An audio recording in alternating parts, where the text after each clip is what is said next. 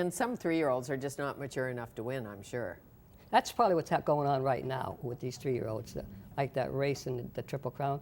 They hadn't started often enough, so you didn't know if they were going to be good. Right. But you're right. People are starting to hopefully race their horses later from 3-year-old instead of 2-year-olds. But whether that happens, it will never. Exactly, we'll never like see. Mucho Macho Man, my horse. That's a cool name, isn't it? It's a great name. Now, the Sport of Kings, the show.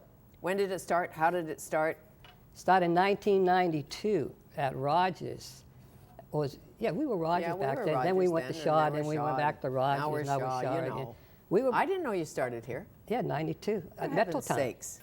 Okay. And it was just an idea I had, but the public had no conception what happens in the real world of horse racing. And I thought, wouldn't it be nice to do a magazine-type show just about the race on the backstretch? And we had to raise funding, so we went to the industry and what they call the HBPA, a group of horsemen. We asked them, gave them our idea, can you help us get funding? And they loved the idea. And they've been with us for 20 years. And it's been some ups and downs. Like, we didn't know we were going to be on this year till 3 weeks before we came with Shaw. See? It's a good company. Oh, it was beautiful to come here. Okay, well, let's look at a clip from the Sport of Kings, and I think it's about idioms, really, that why do we say the Canucks are down to the wire?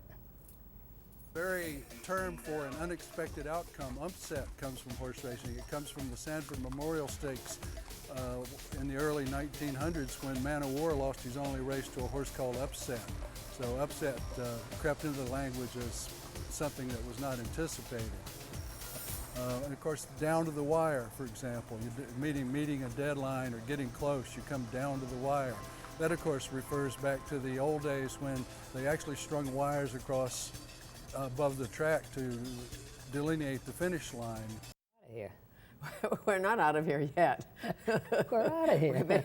Well, the floor director just told us we had a minute to go. She's giving us the hook. Pretty much. We're getting the hook. It's not that you're dull.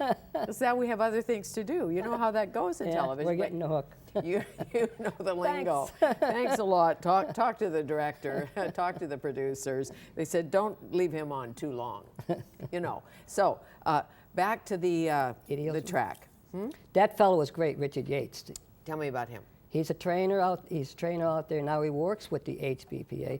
Very articulate, one of the smartest men out there. So when we asked him to do that, we picked the right person. Sure. Tell me about locker room talk, like jockeys. Things that you talk about before a race. Oh, you can't. Okay, never mind. But you can tell me about the lingo.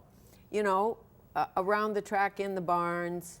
Well, you know what happens in the jocks room? Because we don't... The nicknames. Nicknames? Well, the jocks are superstitious, for one thing. Okay. Some jocks will wear different socks.